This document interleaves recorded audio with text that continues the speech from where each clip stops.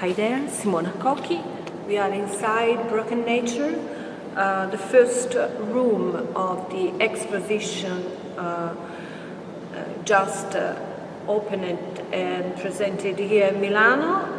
This is a worldwide project concerning the relationship with the nature and our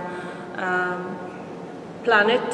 So the first step through this room is to have the awareness of what is happening in our planet through climate changes and, of course, different problems concerning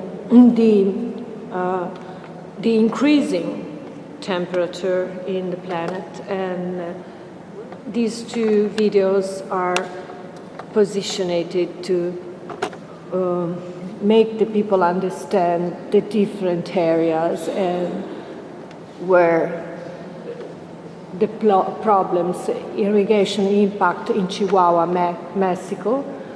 And so you can have a perfect screening of what are some areas in the world with climate and environment problems. Stay tuned, Simona Cochi, Broken Nature, Triennale Milano.